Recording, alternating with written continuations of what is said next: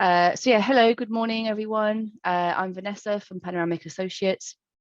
We've got two speakers today, Neil Morland and Peter Mcguire. And I'm going to hand it over to Neil first of all, and then Peter will follow. And then after that, we'll have some time for some any questions. Can you still hear me? Sorry. Yeah, carry on. Sorry, I just had a lovely Teams. Yes. And then after that, we can go to any questions, and then yeah, if that's okay. And the session is being recorded, as you all know, and we can then share that afterwards as well. Oh, here we go. One more. Right, so I will hand it over to Neil, if that's okay. If everyone could just mute themselves if you're not already. Yeah, I will do the same. Thank you very much, Vanessa. Welcome and good morning to everyone. Pleased to be here with Peter from Advice Aid as well. And the subject of this webinar is all around housing advice and what it can do to prevent homelessness.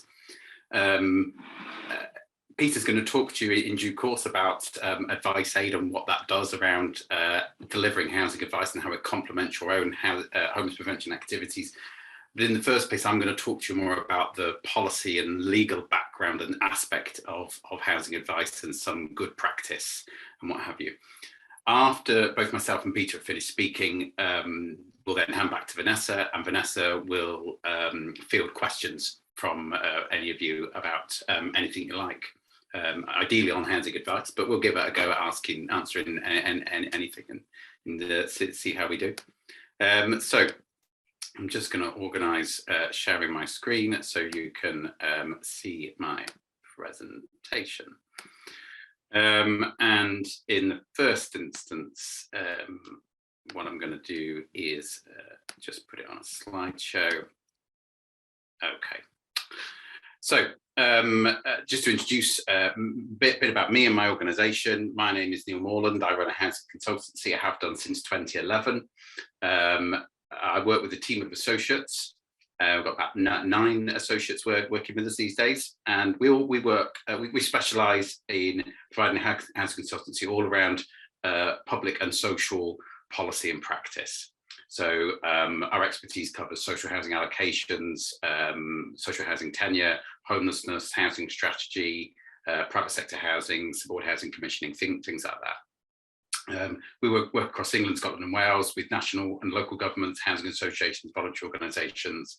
We're all firmly rooted in the belief that there should be adequate housing for everyone, and that's really the starting point with all the work that we do. And fundamentally, what we do when we work with local authorities is we co-produce stuff, whether it be policies or strategies or plans or commissioning frameworks or whatever. But the impact of our work is that services and strategies are improved. So that's a bit about us and my organisation. Really, the headline message from my sort of part of this morning's presentation is housing advice is key to preventing homelessness. If you switch off for the rest of it, which ideally you won't, but if you don't take anything else in, this is the single message. Free, accessible, quality housing advice prevents homelessness. And housing advice shouldn't be seen as an ancillary or secondary thing alongside the work you do. It almost in some ways should be the core of all the work that you do around tackling homelessness. It's the first duty that you've got when you read the legislation. After it's defined what homelessness means in law from section 174 onwards. It then goes on to section 179 eventually, and section 179 lays down your first duty, and that's this housing advice duty. So it's arguably one of the most important duties you've got. If everybody's got free, accessible, quality housing advice, we're going to be able to do a huge amount of homeless prevention work. We're going to be able to make a huge impact in what we're doing. I will happily share the slides after the presentation. I think Vanessa has probably got everybody's email addresses, and she's got a copy of the slide presentation. So I think we can do that. So next up, what we've got is some examples of where I want to take us here. So you can see here that it gives you the success rates of prevention and relief, a casework activity. On the first side, we've got in the blue bar, percentage of people where casework, prevention casework results in a success prevention outcome. So in 60% of cases, prevention occurs and the prevention duty is successful and you deliver someone a housing solution. However, just under 20% of prevention duty cases result in someone going on to become homeless. Meanwhile, on the other half of the slide, we've got relief casework. And when we come to the relief duty, there's less of a success rate here. Around about 40% of cases are successful and just under 40% of cases result in homelessness. So we can see that the prevention duty has a much bigger, more positive impact, is more likely to be successful with individuals. Some of that is because people come into the service at an earlier stage, and so there's more we can do with them. Their crisis point is not so acute, so we can be more informed, and I've got more time to work with the individual. And if we can imagine that there's that level of difference between the chances of having a success at prevention stage compared to relief stage, what would be the chance of increasing success rates even further if we got to people before the prevention duty even came into force? And the duty that's there before the prevention duty is the advice duty. The prevention duty, as you all know, kicks in when someone is threatened with homelessness within 56 days. The advice duty exists way before that. The advice duty is in place a lot further ahead than that. So we could potentially increase success rates even further if we boost our advice work. And fundamentally, it's better value for money. The prevention work is better value for money for the public purse. Interventions with someone who is homeless costs approximately 12 grand. Whereas interventions with someone who is at that earlier prevention stage is costing somewhere around 2 to 3K. So not only can we do more with someone at that earlier stage, but also actually it's better value for money for the public purse. And when we're in a situation, as we have been since 2010, so 12 years into it, of ongoing cutbacks to local government funding, to public spending more generally, we've got to continually drive up that public value argument, and more and more people are coming through our front door, partly because the Homelessness Reduction Act has done what it intended to do, give more people more rights at an earlier stage over a longer period. So it's positive in some sense that more and more people are coming through our front door, but we've not necessarily got more resources to deal with that increased volume of people. So some of this again is how can we work smarter as well as having to work harder? And this comes back to, again, getting to people at an earlier stage, doing more stuff with people before they hit homelessness, which we've been talking about for a long time, which is all around the prevention agenda, but doing stuff before the prevention agenda, doing stuff before that 56-day prevention duty comes into effect, which is that advice duty. And the advice duty is part of that argument to say if we spend a little bit of money here, we can have a huge impact, and it's more cost effective compared to waiting for someone to get into crisis and needing assistance through the relief duty or the main duty potentially. So prevention is 3 times more successful than relief, which is why it's important to have our whole toolkit of all our prevention tools. But imagine if we had a really advanced and comprehensive set of advice, then that potentially could also be 3 times more successful than prevention. And we could effectively, in a very legitimate way, reduce the number of people that are needing assistance because they're threatened with homelessness or they are homeless, because we're getting to them much further upstream and doing more targeted work before they get anywhere near a crisis, let alone into crisis point. So the advice duty, as I said before, falls under Section 179 of the Housing Act 1996. It was introduced at this stage. Previously, there hadn't been an advice duty when the legislation, our modern legislation around homelessness, roots back to 1977, the Homeless Persons Act 1977. But there was no advice duty initially. The advice duty only occurred for the first time when the legislation was changed in 1996. And of course, as you'll mostly know, the advice duty was enhanced and expanded through the Homelessness Reduction Act 2017. So the advice duty is always laid down since 96. It's always laid down 5 things that you have to do under your advice duty. You have to have some advice available for everyone around the prevention of homelessness. You have to have some advice available around what can be done for people to find accommodation. You have to have advice available around people's rights under the homelessness law. You have to have some advice that informs people of what help is available to them should they be homeless or threatened with homelessness, and you have to explain to them how they can access that help. So there's 5 key elements to the advice that you require, that the law requires you to deliver. Look, a lot of those 5 options interweave and overlap with each other and are naturally complementary to each other. The Homeless Reduction Act 2017 introduced an additional responsibility around housing advice, and that's that you needed to provide targeted advice to individuals who are more likely to be homeless or threatened with homelessness. So these were people leaving prison, leaving care, leaving hospital, leaving the armed forces, escaping domestic abuse, vulnerable adults, such as individuals perhaps with an injury or mental illness, and any other person who's more likely to be homeless in your local authority area. One of the most important parts of the advice duty is that you can deliver that advice duty yourselves. You can arrange for someone else to deliver that advice duty for you. You can do it in collaboration with you doing some of it and someone else doing some of it. So there's different ways you can package that advice duty up and make it happen. Perhaps the most important thing about the advice duty is that it's blind of eligibility. There's no regard to eligibility. It exists in the law before the test of eligibility occurs. And so it doesn't matter whether someone is or isn't eligible for homelessness assistance. They're entitled to receive advice and should expect to receive advice from you. So in that sense, it's a really powerful duty.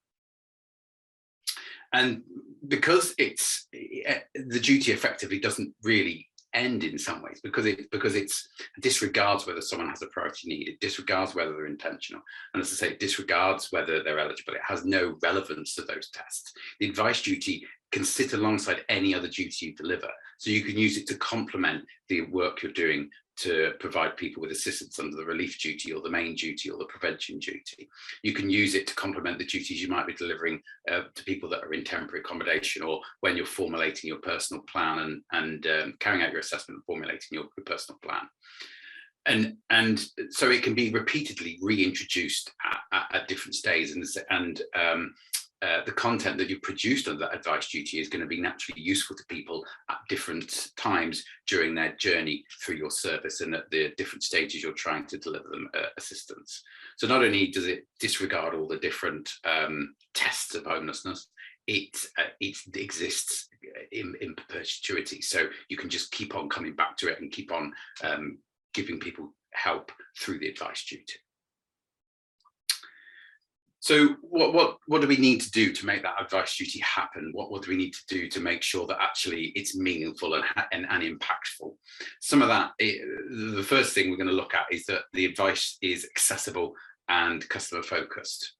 And in that sense, what this requires is you to have a positive culture that says advice matters in our service. Housing advice is a core part of our service, and we want to give quality housing advice to every single individual. So that's having that in culture embedded from the leadership team downwards, and everybody seeing the value of the advice duty and the importance of advice. So making sure advice is accessible in both terms of its formats and its locations. So it can't just be on a poster or in a leaflet, although those things might be useful still. It's got to be available online. You might also want to explore having it available via a telephone touch system. Whoever's got the nicest telephone voice in your office could, press 1 for housing options, press 2 for homeless prevention, press 3 for rights of assistance, etc. Short videos might be appropriate. Lots of people receive advice via short videos and on all manner of public and private sector organisations' websites. So a wide variety of formats that means the advice is meaningful and people are actually going to take it up and use it. It's important to remember that for every 100 words you read, it doubles the pressure on your brain. Which is why most people give up on reading stuff fairly quickly when we're reading information on gov.uk or, someone sent a notification through to us or what have you. So when you're writing advice and delivering advice orally or in written format or in videos or whatever, the first 100 words really matter actually, because people are going to struggle to comprehend the advice the more you go on and the more concepts and the longer the advice, the format is provided. So the first 100 words are important, the different formats, and not just relying on your council website. The last place people go to is the council for help. Again, there's lots of research on this. When people are at risk of homelessness, the first thing they do is try and help themselves. The second thing they try and do is go to family and friends for help. The third thing they try and do is go to voluntary and community sector organisations for help. And then eventually they arrive at local government if any of those earlier stages haven't delivered a positive outcome for them. So hoping that people will find your council website, that's important. It needs to be on your council website, like it needs to be in your council receptions, but it also needs to be piped through social media and any other places that your target audiences are already at. You've got to get your advice to the places people are already at rather than hoping people will necessarily come and find you. The advice needs to be easy to read. Gov.uk's website, which you might well use perhaps if you're renewing your passport or driving license or things like that. Their advice on their website is considered one of the best standards in the country. It's designed in a very particular way. It takes account of that factor I've just talked about, where the every 100 words doubles the pressure on your brain. So the advice needs to be written to a very high standard and in a structure that clearly explains, uses the format that journalists use actually: who, what, when, where, with, why, and how. So it's in a very structured, clear format, and people will understand what they're being told, and the narrative in the advice is very logical. Key to giving a good advice and making the advice accessible and customer focused is going to be having a positive culture to learn from complaints. So when people are coming into the service and are complaining that they didn't understand their rights, they didn't understand their options, they didn't understand how to practically apply a piece of information or advice you've given them, is taking that feedback and using it to reformat the advice you've already got and improve it and build on it. Again, people who come in and say, oh, if only I knew this advice existed in the first place. Again, that's the indicator of, well, our advice clearly isn't being targeted in the right locations or to the right audiences. So getting advice customer focused and accessible is actively seeking out learning from complaints. And then finally, making sure that advice is accessible is using people that are current users of your service or working with people that have previously used your service to say, this is the advice we've got on offer right now. What do you think of it? Do you think it's good, bad? What the bits you like, what the bits you don't like so much? How can we improve it? Periodically doing a positive and informed exercise to gain some feedback on your current advice, so you can then again build on that and make some improvements to that. One of the keys with advice is that it quickly goes out of date and it quickly becomes replaceable. So we need to make sure we're always looking to improve it, which is a challenge when you've got constrained budgets and staff are very, very busy. I do appreciate that. Housing advice needs to reflect the diversity of the community you're serving. So we need to think about the characteristics of our target audiences are the people that are more likely to become homeless. So those characteristics might inform the formats that advice we're given. Have we got advice written in languages for communities where English might not be their first one? Where if there's a particular prevalent community that speaks a particular type of language in your area, is it worth investing into money to getting some advice or some key advice, maybe not all of it, but some of it, maybe all of it, so it's in a language that suits them? Is advice available on demand, perhaps, to be provided in audio or braille for people that have got disabilities that require them to have advice in those types of formats. Are we thinking about perhaps older persons and the fact that they might not even be online and might not see your council website advice, or might not pop down to your council town hall because they're less mobile? So are we thinking about how they might need advice? And again, in terms of young people, they're probably actually on TikTok. And in fact, I know what TikTok is, although I'm not a user of it. So they're definitely not on TikTok if I know it. They're on some other social media platform by now that I've never heard of. So are we going to the places where young people are, where young people might actually come across our advice at the right time?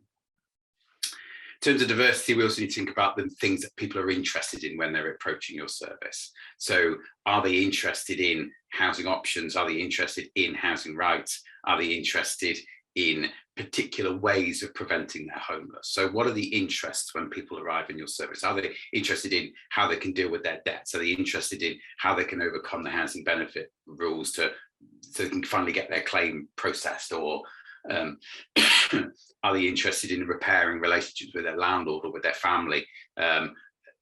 We need to think about the things that people are interested in so we can target the advice to their relevant sets of circumstances. And again, then experience, what are people going through now, or as they come into the service, or as they might want to first look at advice? So have we got advice for people that are or have experienced domestic abuse? Have we got advice for people that are or have previously left care of the local authority? So we need to be taking people's experiences into account so that, again, the right types of advice are available. So thinking about characteristics, what people's interests are, what experiences people are undergoing, that should shape the contents and the headlines of our advice and the kind of things we might want to promote that are available through our advice work. We also need to win this kind of value for money argument with housing advice to make sure that national and local government decision makers invest in housing advice. And there's always a lot of money invested in prevention work and relief case work, and we need to make sure that that same appropriate investment is also put towards housing advice as well, and seen as equally important. So one of the ways you can do this is looking at what other peer local authorities are spending on housing advice and how that compares to your spending, taking account local differences in terms of population size and differences that councils might have made around particular policy ambitions or other social and economic factors within the local authority area, but taking appropriate comparative areas, looking at their spend at this current time, looking at your spend, seeing whether you think your spend is comparable, fairly comparable to theirs. And if it's not, if they're spending more or less than you, understanding why that is and how you might want to make some changes to your spend so you can demonstrate a fair spend compared to an appropriate benchmarking group. And again, looking at how you can work in partnership with others to deliver advice, whether that be neighbouring local authorities where you will want to work together to develop a package of housing advice, or whether it be with the voluntary and community sector, such as citizens advice or law centres or shelter, who are providing lots of advice already on housing rights and responsibilities and what have you, and whether you might want to form some collaborations with them. And of course, looking at whether you want to procure the advice. One of the things I hear all the time is that it takes time to write the advice, it takes time to maintain it and keep it up to date.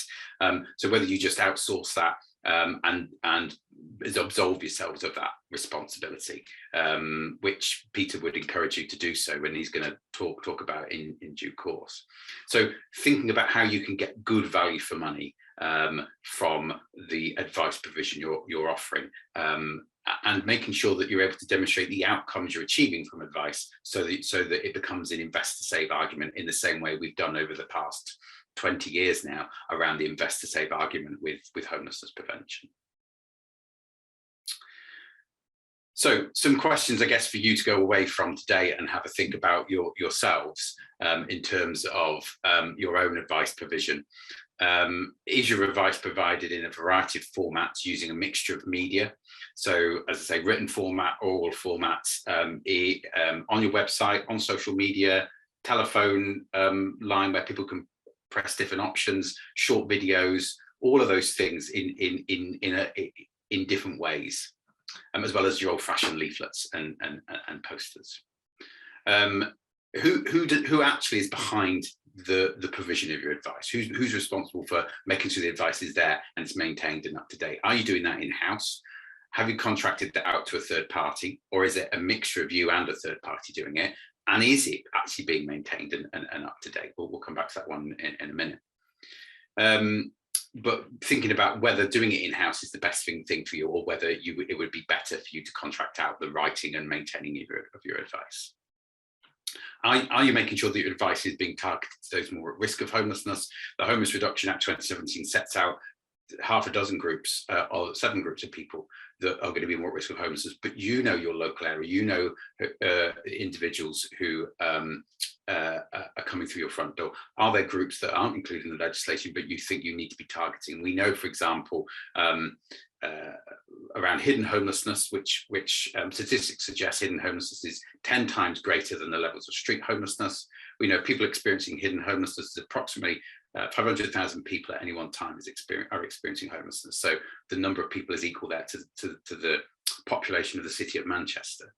And we know people experiencing hidden homelessness are more likely to be younger, more likely to be female, more likely to identify as LGBT, more likely to have suffered some sort of sexual abuse. So are we packaging advice up for individuals perhaps going through those experiences or at risk of homelessness as a result of some of those characteristics? Is your advice up to date and relevant? Eligibility, for example, is something that changes regularly, unfortunately, because it's hard enough as it is without constant changes to the rules. So are you making sure that you're going in to your advice content and tweaking it and making sure it remains up to date? Section 21 notices are another one that constantly changes, and we've got huge bits of legislation potentially coming down the track around no-fault evictions, subject to prime ministers and governments, and who may or may not be in charge in due course. So again, have you got the mechanisms in place, and are you making sure you're regularly on a monthly basis going through your advice content and tweaking all the bits that need to be tweaked? Do people actually understand the advice you provide? And that's where you need to be speaking to your current service users or people, future potential users or past users, to say, well, this is the advice we offer. Was it understandable? Could you read it and act on it? Did you look at it and just think this is meaningless to me? So getting some honest feedback on how understandable your advice is. Is your advice tailored to individuals? Can you go from that sort of generic, these are options, these are the pluses and minuses of social housing and private sector housing and etc. And can you move that from them tailoring it down to an individual's particular set of circumstances and making sure that it becomes very relevant to them in their unique way? Is your advice of a good quality standard that would meet an independent, objective quality measure? And there are national quality measures around the provision of advice that you might want to look at adopting to making sure you can prove your advice is of the right quality. And is your advice consistent? Is it always saying the same thing regularly so that you've got a clear message that you're broadcasting on any given particular advice topic? Is your advice available in writing? There's no legal duty to particularly provide every piece of advice in writing, unlike, say, under other homelessness duties, but it's useful for people to have it in writing because they can remember what they were told, they can go back, they can reflect on it, and whether that's in an email or via a messaging service or, again, an old-fashioned letter, it doesn't matter, as long as they're able to get it and have it in writing and see what might be there for them to do. And then finally, do you have the self-service capacity to your advice? We see this in all kind of transactions that we have in our everyday life. Most internet transactions, we're self-serving, particularly when we're buying something. We're going through the checkout ourselves, we're paying ourselves. We see that in the supermarkets regularly. More and more, they want you to self-scan and pack. And there's the same principle here. Many people who are at risk of homelessness are able to self-serve. They're able to look at, once they know the facts existed on their options and their rights and what help is available, they're able to take that information and use it and act on it quite independently. So we need to make sure there's really good quality self-service provision that people can access 24/7, particularly in light of the pandemic, where we saw that people couldn't get to services, and so we're very reliant on online provision. And there's something there around making sure that obviously you can help people transition from that self-service into sort of hand-holding advice. Not everybody will be able to self-serve, so some people will need then to have that advice to be tailored to their own set of circumstances, and some people might even need further help to actually act on that advice, and that's absolutely fine. But the starting point has got to be that provision of self-service, and then sort of graduating through as people need to. Fundamentally, though, the headline message for me is free, accessible, quality housing advice is key to preventing homelessness. We can significantly reduce the numbers of people who are approaching for homeless assistance if we've got more housing advice, better housing advice available to people who are at risk of homelessness. So I know there may well be questions, and that's absolutely fine. I'm very keen to hear any questions you might have. But before we go through questions, we're going to move to Peter. Peter's going to talk about advice aid and what that can do to help deliver your housing advice duty. So I'll hand over to Peter, and then we'll do some questions afterwards. Thank you, Neil. I really enjoyed that. Can everybody see the screen? Neil, is the screen? Fantastic. First of all, just say thank you very much to Vanessa and Panoramic Associates for inviting me along today, and to Neil for his presentation. My first experience of seeing one of these webinars was, I think, about 2 months ago, where Neil did a presentation on housing allocations. And if you haven't seen that, I think Vanessa should be able to send something around, a link to watch that video. It was fantastic. Just to introduce myself, my name is Peter Mcguire. I have worked in housing for approximately 15 years. I started off in supported housing, worked for housing associations, and more recently I work in a housing options team. I also have a degree in computer science, and so the advice aid service, in a sense, is this fusion of my housing passion, my IT passion. And what I realized from working in the housing options team was that we didn't really have any technological solutions in terms of giving advice. And as Neil has alluded to, if advice is so fundamental to preventing homelessness, you know, how can we use technology better to meet that need? And so what I'll cover today is I'm going to do a deeper dive into some of the local authority challenges with giving good advice, and we're going to talk about some proposed solutions for each challenge. I'm going to give you a quick overview of the advice aid service. The last slide will have my contact details on there, and if anybody would like a personalized, tailored demonstration afterwards, you can get in contact with me and I can arrange that. So, over the last 3 years, we've worked with dozens of local authorities, and these are the key challenges that these local authorities have identified in terms of giving good quality advice. And we're just going to look through each one individually and do that deeper dive. So the first one was around accessibility.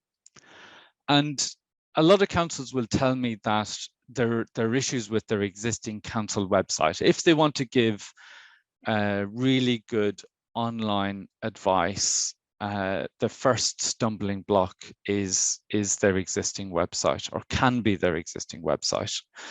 And there can be numerous issues. One issue might be you've got a web content team, and they're very keen that maybe you're using the council website to describe services rather than to give really comprehensive advice.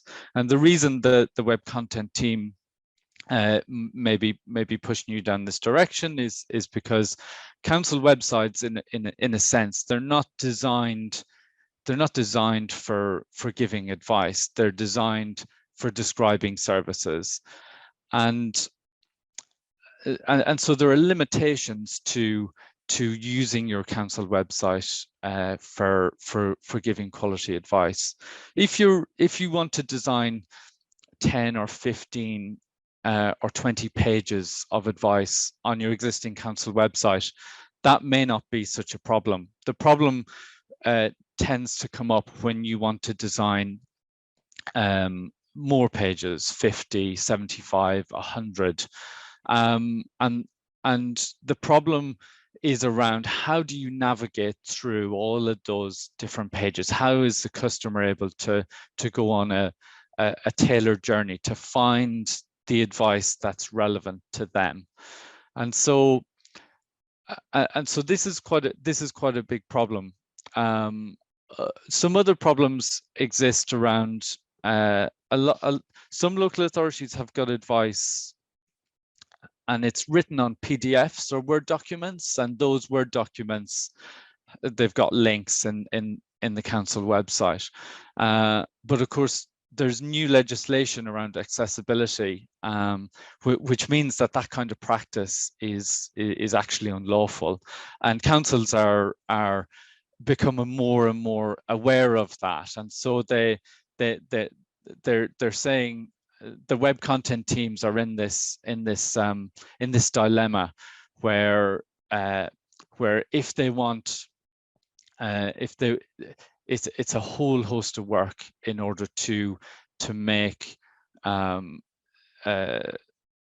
council website so that it can provide really good quality, clear advice when you're talking about a lot of it. The second challenge is around consistency, and in terms of consistency, we're talking about these different channels, and so we've got face-to-face, we've got maybe email. Customers might email your service, and you might want to email them back. Some councils may do home visits, again, a type of face-to-face, or an office appointment or drop-in.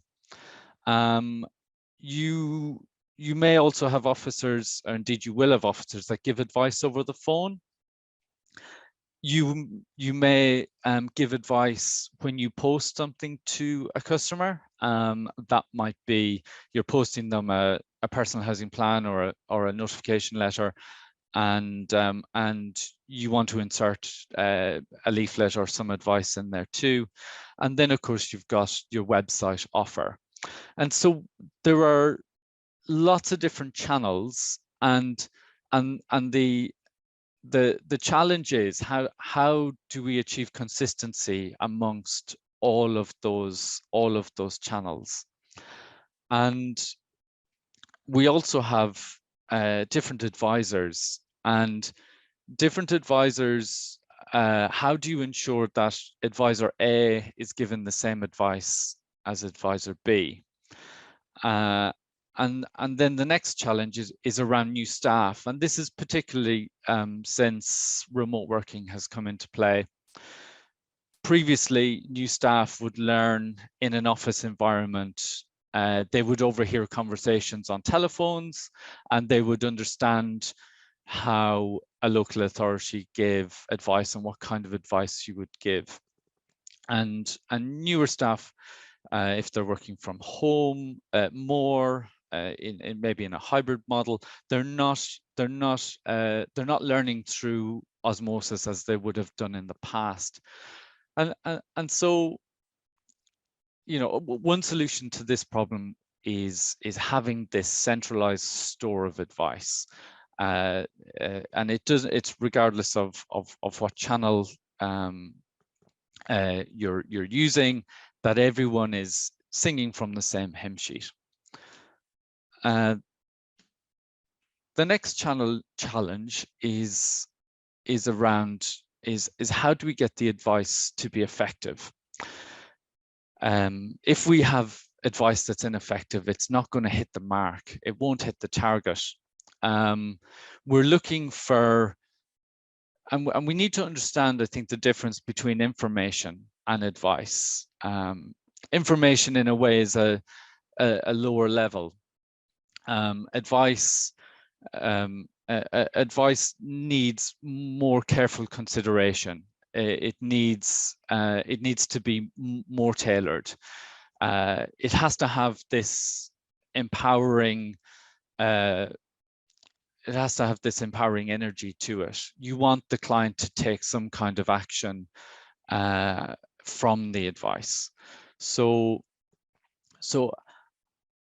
all in all, the solution to this is I think resonates a bit like what Neil said. We can't underestimate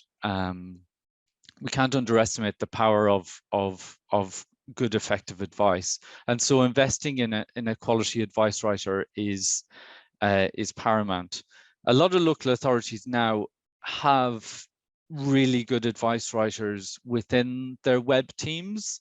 So sometimes it's a web content person, but the problem is they don't necessarily have the housing knowledge. And so there would have to be a collaboration between somebody in housing and a web content person. The housing person can write and would know a lot of the information and advice that needs to be communicated, and your web content person should be able to put that in language that's easily accessible to the customer. The next challenge is around tailored advice. And going back to challenge 1, which was if we use the local authority website, all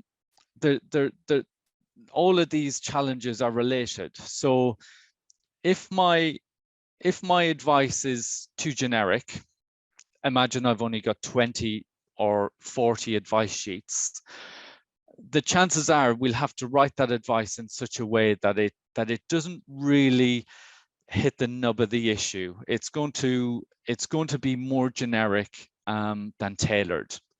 And we need the advice to be tailored. We need the customer to be able to find the advice that they want and need in that circumstance.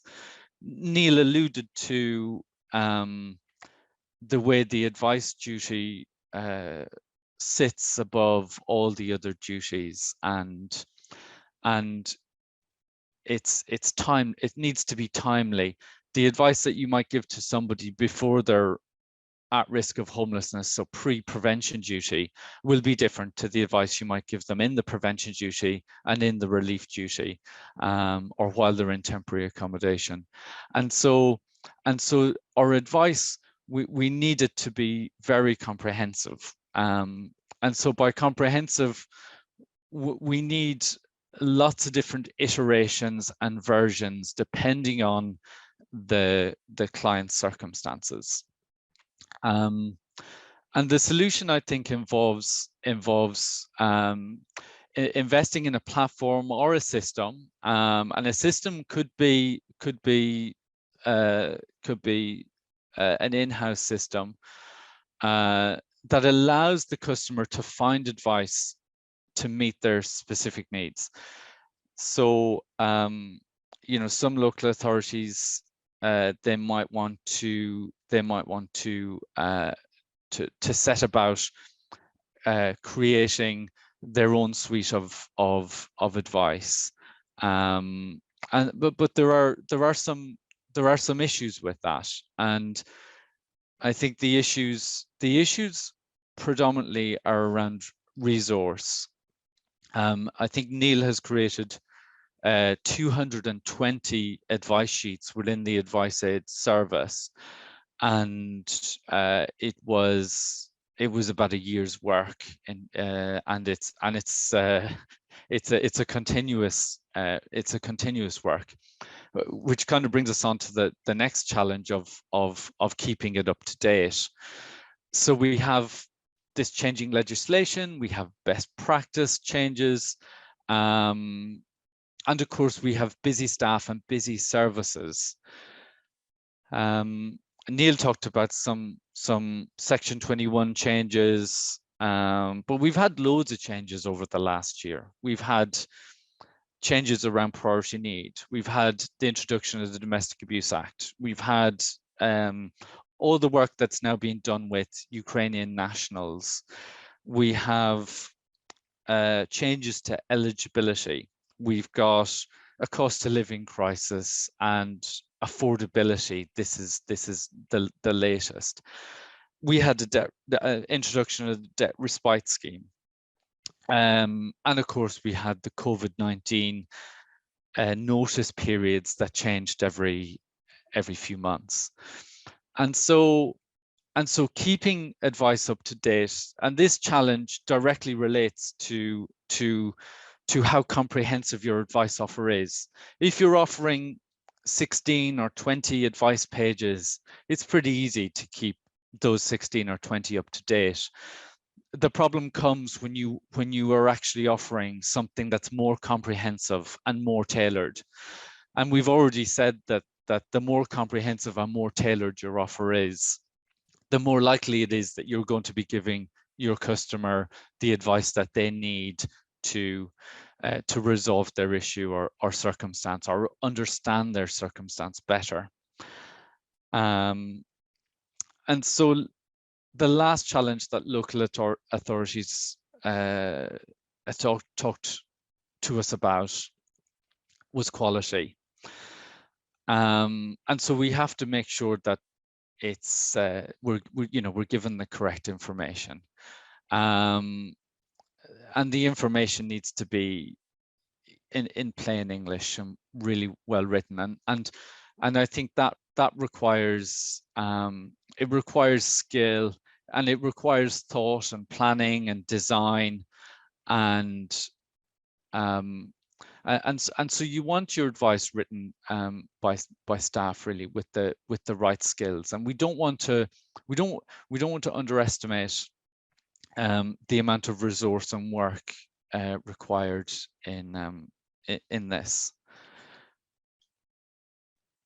And so I'll move on just to Advice Aid and what we do. So Advice Aid has that centralized store of advice. I mentioned there are 220 advice sheets, and they're all written by the expert colleagues at Neil Morland and co-housing consultants. It took Neil and his colleagues a long time to put all of this together.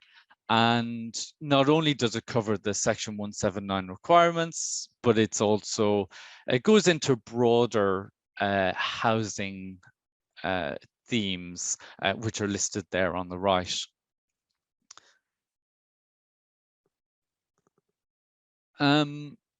We have two products. The first product is called Self-Serve, and Self-Serve is for your customers to use directly on the council website.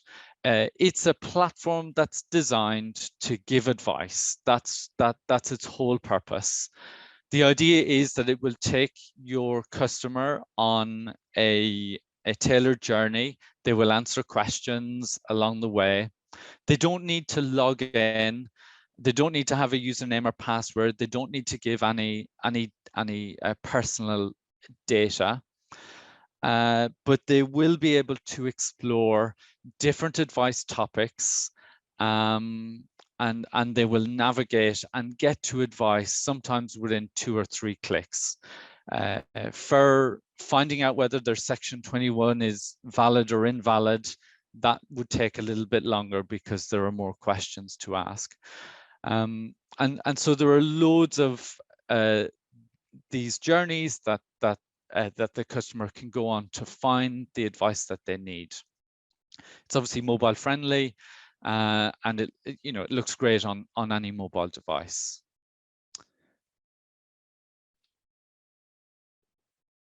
The second product that we've got is Compose, and Compose is for that's for your advisors to use.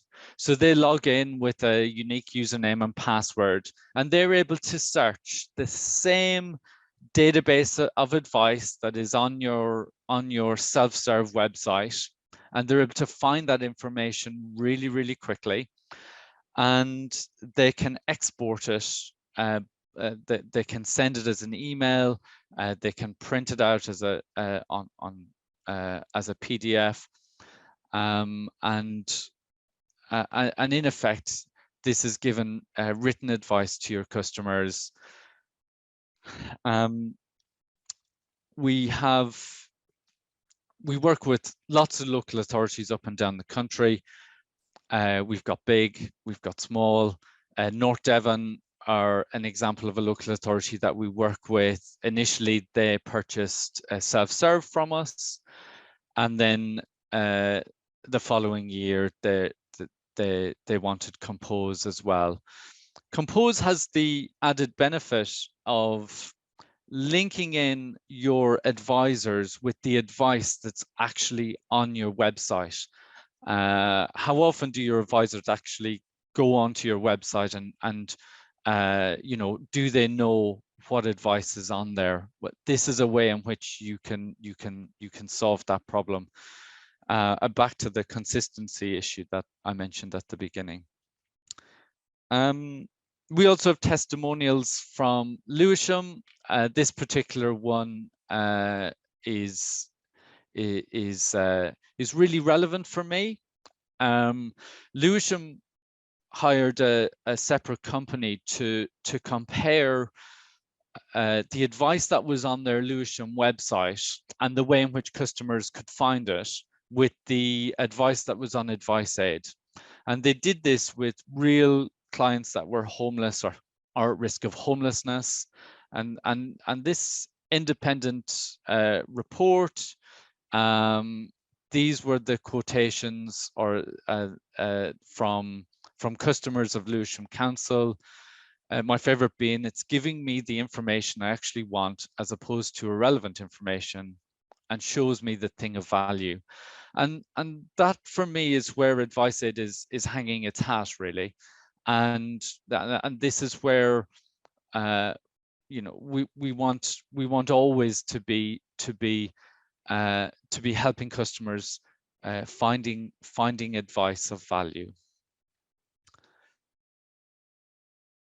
Another service that we provide is section21check.com. So this is a free tool for advisors to use to check whether a Section 21 notice is valid or invalid.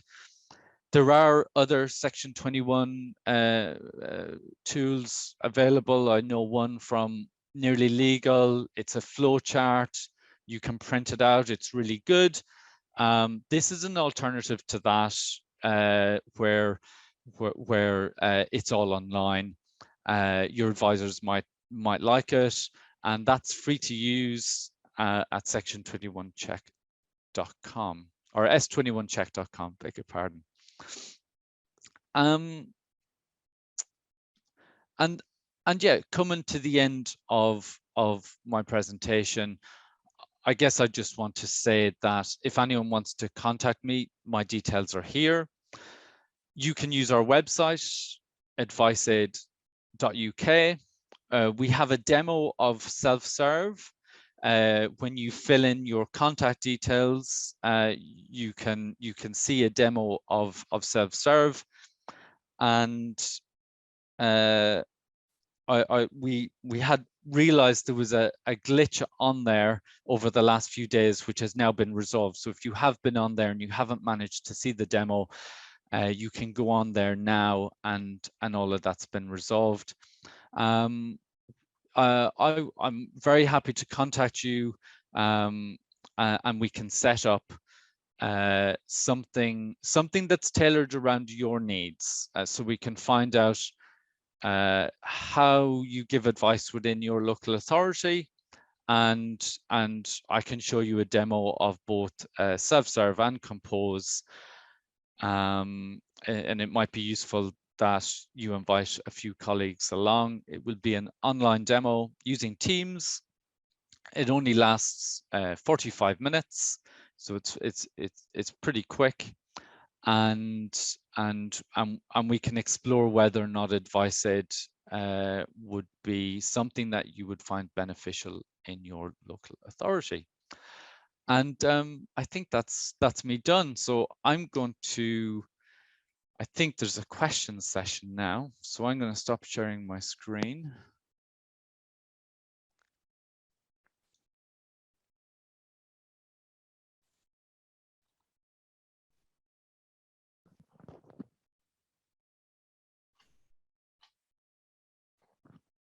And hand back over to Vanessa, I think. Yeah. Thanks, Peter, and thanks, Neil. Yeah, what we'll do now is just have a bit of a questions session. If anyone wants to or has any questions that they want to pull, over to you. Yeah, I have a question. Oh, sorry. If you could raise your hand, and did. then I'll go. I Oh, did. sorry, I can't see everyone on the same screen. Bear with me a second. If we'll go to Paul first, if that's okay, and then I'll come back. Thank you, Vanessa. Just a couple of points, actually. First of all, I'm a little bit disappointed that my joke in the chat didn't go down better with the guest who was asking about meowsing. I don't think it translates well as a written format, but you know, okay. So that's one. That's one off of there. But on a serious note, from a challenge perspective, I think as local. So sorry, let me introduce myself first of all. I'm Paul Cooper. I'm from Brighton Hove City Council.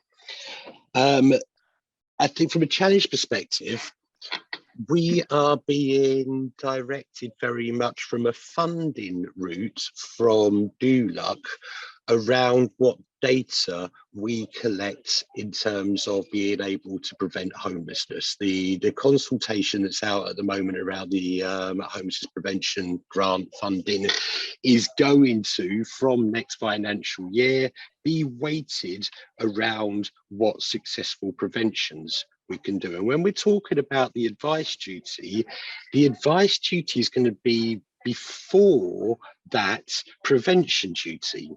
Now, clearly, the advice aspect and preventing homelessness through that route is going to be very important. I'm not saying that that's not important. If we can get in and do that early intervention that can divert people away from coming to the local authority, that's great. But it's about how we can then demonstrate the impact of that if it's going to have an effect on our funding. So I think, and this probably needs to be explored a little bit more, whether there are ways in which we can, even under an advice duty, capture the data that's needed from an H-click return. Well, I think there may be an issue around what duty is accepted, producing a personalised housing plan and around that. But I do just think there's something here that just needs exploring, that we need to capture the information here so it gets recognised from a DULUC perspective, and the funding that we get is also reflective of that piece of work.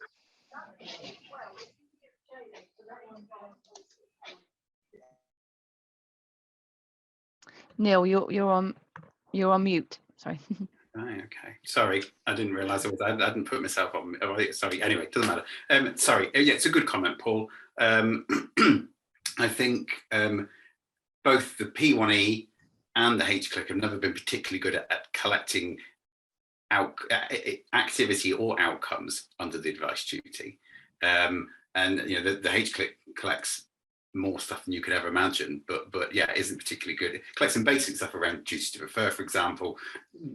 Collect some very basic headline stuff around advice duty, but doesn't really collect it very well. So I think, you know, the answer to your challenge is almost in your question in some sense. You know, the consultation from DTLG, or whatever they're called this week, is is to feed that back loudly through that consultation to your advisors, and to say, actually, we do this whole bunch of advice work. And this has always been the problem with the H-Click from the beginning. It never collected activity you did outside the prevention duty and the relief duty and the other main duties. And of course, you do lots of contact with people that fall outside those duties, that have huge impactful positive benefits to your service, the individuals using your service. And I think now is the time, and it won't be the only time. There'll be further consultation in due course when they next want to review the H-Click and its effectiveness. So every opportunity that's relevant, I think you should be feeding that back to say, we want to be able to demonstrate better our outcomes around the advice duty through the H-Click. And of course, there's nothing to stop you from having your own system of monitoring on advice duty internally, that then and submitting that evidence to DULUC in due course. It becomes, to their point of view, it's inconsistent because there might be lots of different systems of advice outcomes being presented to them, but presenting something is better than presenting nothing. So campaigning to get more goodness me, more fields on the H-Click, as if you want anything more to fill on the H-Click, but also, yeah, raising that profile. So I think some of your answers are in your question, but I think it's an absolutely correct point to raise.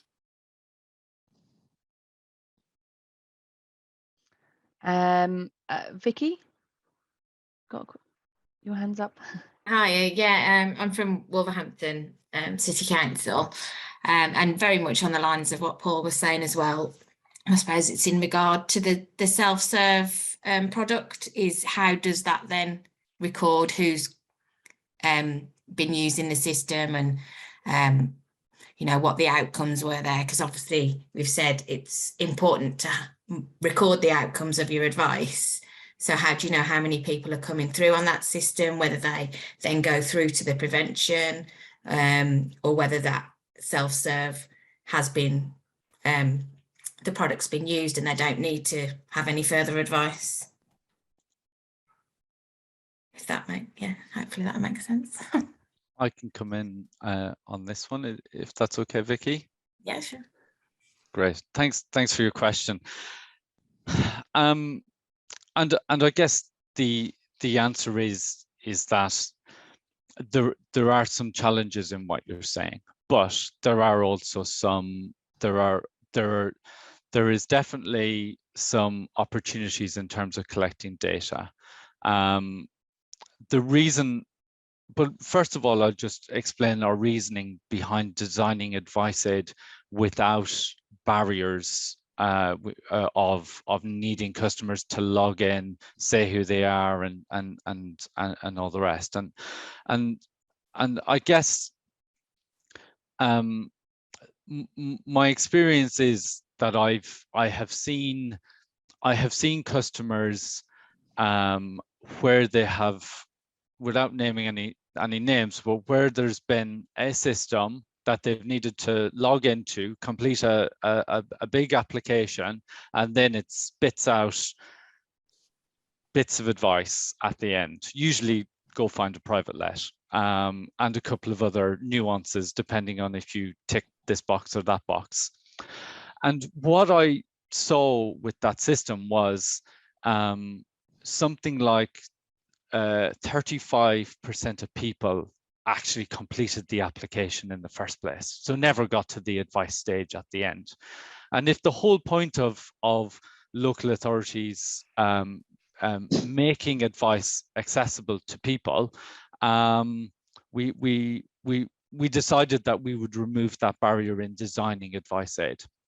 Now, with any design, there are pros and cons to both approaches, but we felt that it was more important that customers were able to access advice quickly and without barriers. So we worked on making a product that removed barriers like that. With getting stats, we can provide monthly or quarterly or yearly statistics around how many people are using the self-serve tool. If you can imagine, self-serve is just one of our products. So we have also the Compose tool, which is about advisors themselves pushing advice to customers. but we have lots of statistics and analytics around how customers are using advice aid, how many times they're coming back, how many sessions they have, whether they're using mobile devices or whether they're using desktops or they're using phones.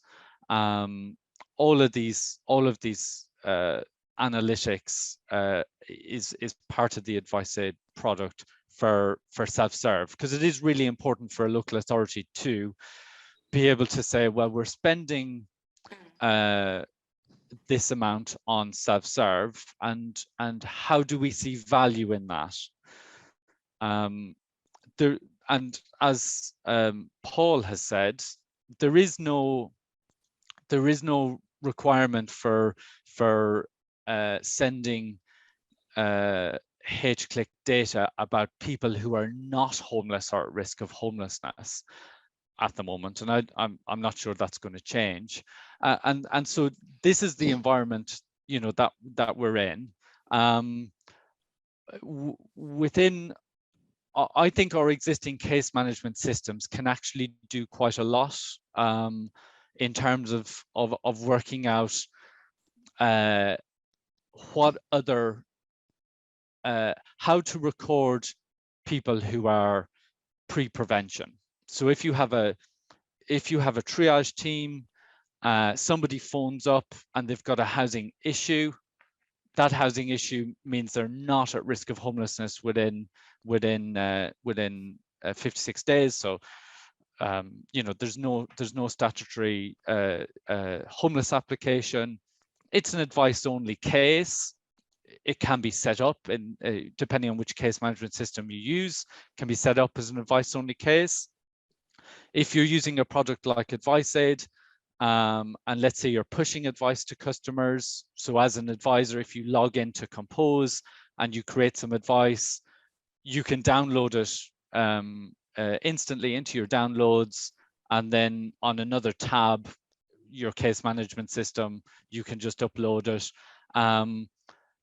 If you close that case as an advice only case and it doesn't reach a prevention or relief duty, I think you've got some kind of evidence there to say that, okay, this person was pre-prevention, we provided our advice duty, and they didn't later meet that statutory trigger of being at risk of homelessness in 56 days. You can easily run reports to see who actually doesn't go into a prevention or relief duty. So a case has been started. I'm familiar with most case management systems, but a couple more than the others. And so that I think there are ways in which local authorities can show how providing advice and investing in their advice duty can actually provide good outcomes by a mixture of those two things. And in terms of, so I mean, we look at it anyway, but in terms of what people are asking about as well, is that something that you're able to see? Yeah, like the top 10, the top 10 most looked at pages. Absolutely. But there won't be any surprises.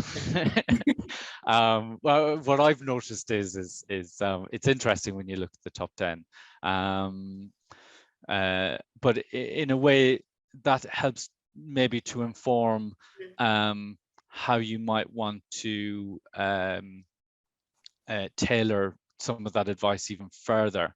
So if you find your top 10 pages somebody wanting social housing, it's about managing that expectation, about talking about supply and demand, and everything that goes with that. But yes, analytics are great because they'll help you to drive improvements over time.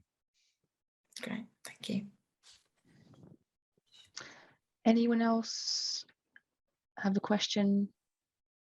Yes, I raised my hand, so can I? Yeah, go on. Yeah, I think nobody's going to, there's no need to defend the concept that good prevention advice is crucial. But my issue at this point is that this presentation is all about the technicalities of it, and I haven't seen a sample of the actual advice, which I suppose we could. But my question is about the statistics that were presented about the huge, percentage of successful prevention because of advice. And I'm more than a bit surprised about it, and wonder whether, first of all, if this statistics is across the board from the entire United Kingdom, or because in London I can't see this happening. And in particular, if you have a social tenancy, there's quite a lot you can do. But with ASTs, it has been known like forever that it's very, very difficult to prevent homelessness. You can delay it, you can go for the validity of notices, you can try and negotiate with landlords, but at the end of the day, prevention where you have AST is very, very difficult. So I'm not sure I understand what the source of the statistics is. And the other point is about people go for advice about homelessness to the local authority as at the end, as the last resort. Again, I'm not sure I understand where this is coming from, because in my experience, it's actually the first place they go. And because very often homelessness is linked in people's mind to being able to secure social tenancy at low rent for life. So in London, you do see quite a lot of people who, whenever they're being threatened with homelessness, the council is the first point of contact. So this is it. Many thanks for your questions. Can I just ask, you mentioned in London, I assume you work for a London borough? I work for RBKC, and my previous experience is from Camden. So there are two, central London local authorities with rent, private rents which are unaffordable, and huge pressure on, very little social housing. Yeah, no, that's helpful. Thank you. I'm just going to share my screen briefly again to go back to the slides that you particularly referenced in my presentation, just because I think it might be helpful with the explanation. I can give you references, references for all of the content. In fact, all of this content I've written up as a report, which includes all the references in it, so you can have access to that as well. This particular slide was looking at differences in success rate. So this is prevention duty. All of this data is recorded by the 315 English local authorities and submitted via the HCLIC to the UK government. And then, of course, they publish this quarterly and do an annual roundup of everything. And this has been taken from the most recent annual roundup of homelessness data. So it's your statistics and the other local authorities across the whole of England where this data has come from. And this data shows that in 6% of prevention casework interventions are successful, and just under 20% of prevention casework interventions result in someone becoming homeless within the legal meaning of the term. And the data from the HCLIC shows that 40% of relief casework interventions were successful, and just under 40% resulted in someone becoming homelessness. So there's the data, if you like. The data is not talking about advice work, because as we've established, unfortunately, the HCLIC doesn't do a very good job of collecting advice interventions. The data talks about prevention success work, of which some of that prevention work will be targeted initiatives like bonds or rent in advance or mediation or whatever, debt advice, but some of it will also be more broader housing advice. So that advice might be complementing some of this activity, but principally this is what local authorities are recording as a prevention outcome based on the definitions that are provided within the HCLIC. And this is really to illustrate the point that you're more able to prevent homelessness at the prevention stage because it's further upstream. There's more time to work with someone. The crisis point is less acute, and so that's where you get a higher success rate of prevention at the prevention stage compared to the relief stage. And if you get that difference between relief and prevention, between that 56 days threatened with homelessness compared to the point of homelessness, then we can perhaps also get the same increased success rate if we go back before the prevention stage, before the 56 days to a stage even further upstream from that, and get a similar degree of success, and therefore reducing the number of people that might need to come to the local authority and request assistance because they're threatened with homelessness or are homeless, because we've been able to do some advice work at an earlier stage. So it's to illustrate how pushing our work further and further upstream creates more chances of success for our services and for the individuals using it, really. In terms of who accesses services and kind of typical journeys, again, there's not huge amounts of data on this through the HCLIC or through government research.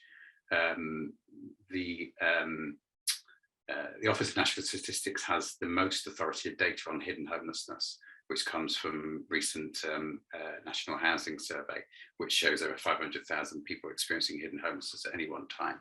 And again, we can't rely on the HCLIC for sort of, or understanding people's journey through services, but we know from academic research from places such as Heriot-Watt University that they've been able to map out typical journeys of people when they're experiencing homelessness. And of course, many people do go to local authorities, and for many people, local authorities will be their first port of call. But their research showed that in the first instance, most people try and help themselves. Then they seek help from friends and family. Then they might seek help from voluntary organisations, and perhaps more latterly, they might go to the local authority. So it's it's from a piece of independent research is where that particular aspect came from.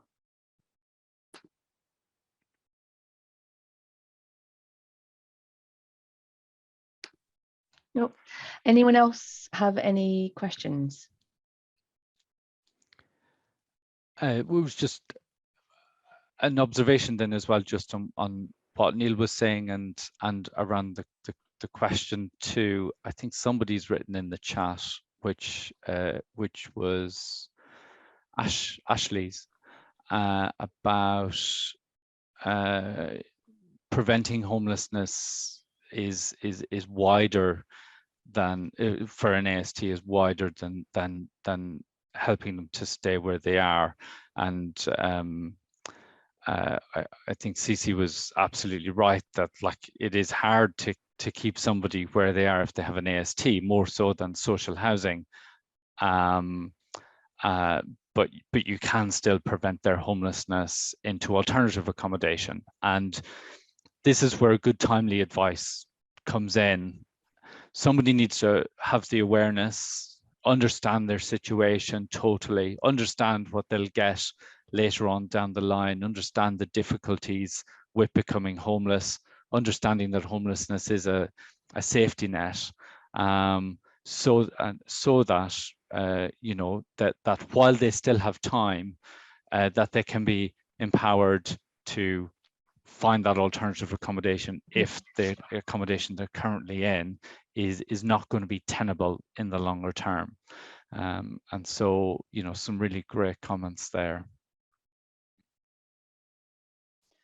There's a few other points on the chat that I was going to go on to if no one else has got any questions that they want to speak.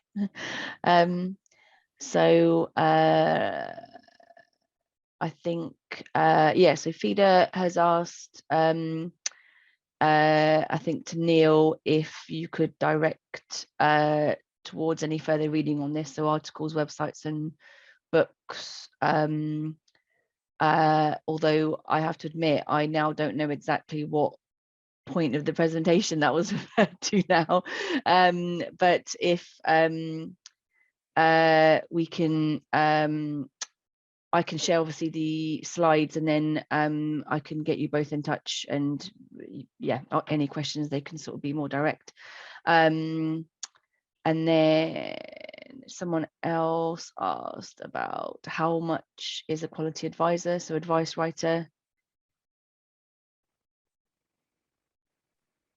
Neil, do you want to talk a bit about this, and I can jump in if you need me to? Yeah, I mean, I think it's a bit of a subjective thing. Yeah, it's a fair question to ask, how much would it cost to get someone to write you good quality advice? There's a marketplace of consultants and people that can write advice out there, from organisations like our own, individuals that are working as sole traders, through to organisations like Shelter, who've got lots of great written content, you know, and all of them, any of them potentially could come and write advice for you and potentially maintain it for you. It depends, I suppose, on kind of how much advice you want writing, how often you want it updating, the way you want it formatted, and what have you. So there are going to be some potentialities around those prices. So I can't give you an exact price and say, oh, it's £250 or it's this or that, I'm afraid. But there is a range of people in the marketplace that would provide those services. So there would be someone that would provide that sort of service at a budget that's affordable for you. You know, what you want to spend will dictate what you get, as well as but there will be someone out there that will be able to do it at whatever you're wanting to pay.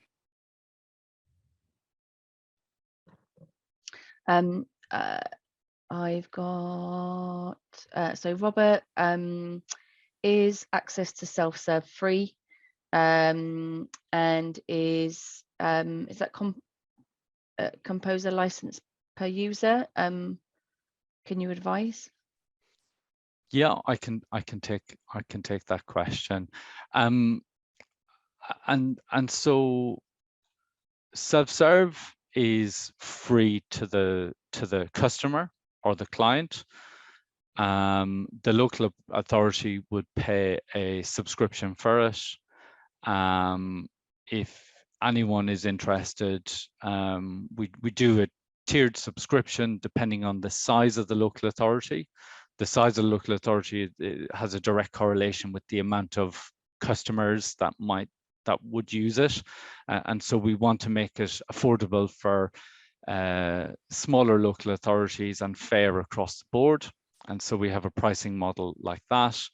In terms of Compose, you have unlimited users. So if you have 4 advisors in your team, you're a very small local authority, or if you've got 24 advisors in your team.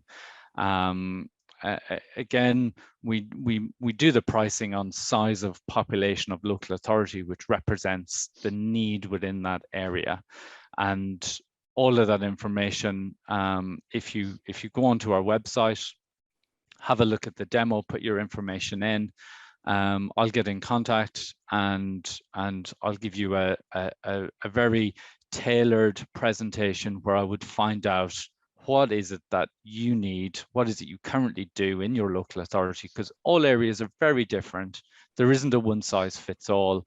It might be that you want to explore other ways in which you can provide your advice duty. I make no bones about advice aid is the panacea for everybody, and I like to be very honest with people around, this is what we can do, this is how much it will cost, and all of that is all covered within a 45-minute presentation online. Hope that answers your question. Because we also had a question from Paula about, can you provide further details around the 45 minutes presentation around self-serve? So is that sort of covered? And then I would add a couple of things in then to Paula's question. What I find works really well, Paula, is getting the right people at the presentation. So you can, if you wanted to organize the 45-minute demonstration, it's no harm to talk to somebody within your web team and get them along, because they have a big vested interest in what goes on their website. And for them to understand the local authorities' need to provide advice and all the background information, it's really useful to get their buy-in nice and early. It's also useful to have a decision maker in there, the budget holder, somebody who is who would be looking to make a decision on whether Advice Aid is the right move for them or not. You can have because it's online, you can invite 4, 5, 6 interested parties. Sometimes it's useful to bring an advisor along as well, so somebody who would actually be using, let's say, Compose, if you're interested in Compose. And so we found that getting the right people to the presentation is really important.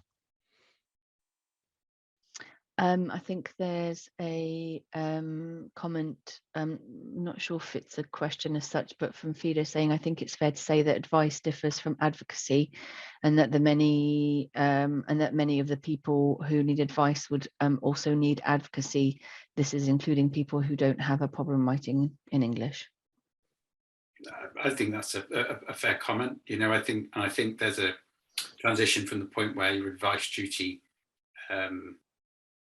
goes from being advice duty sometimes to being some sort of duty of assistance. I think sometimes that advocacy can be provided by you. Sometimes that advocacy might be provided by third parties. And I guess it depends on how your service is set up, what your capacity is, how able you are to offer that advocacy yourself, and whether you need to hand that off to another part of your service, another part of your council, or an external party. But yeah, you're absolutely right. The advice needs to be complementary and work in partnership with that wider advocacy work that people need. Does anyone else have any other questions at all?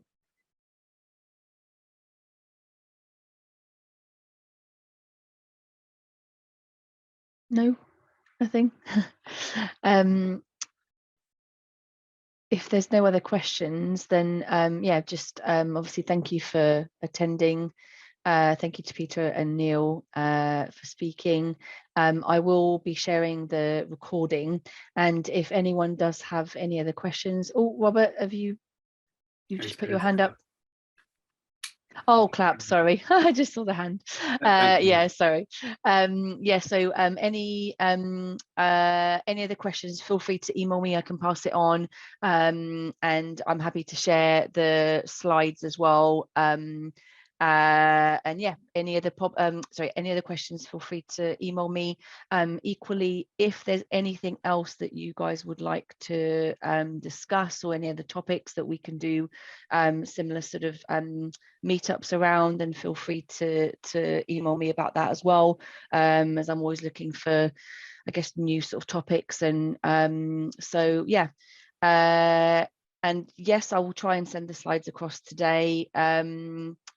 And I'm just trying to see if there's anything else that I've missed on the chat, but yeah, I'll try and send across the slides, and then the recording of the presentation will probably be a few days, because our marketing team will need to do their sort of magic. But yeah, thank you so much, and I'm sure I'll speak to you guys soon. Could I just have a closing comment, if that was okay? What I just want to say was, listen, thanks so much for this webinar. I think it's fantastic, and thanks for everyone for joining in.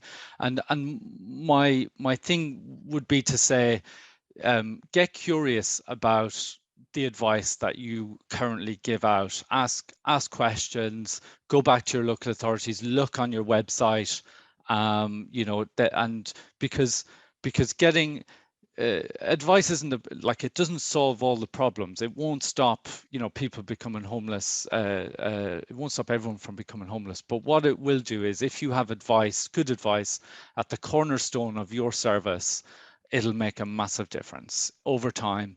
and it's such an achievable thing to do, whether you look at Advice Aid or whether you look at your own internal systems. You know, there's lots of options, but get curious about it. I'm very happy to talk to anybody afterwards.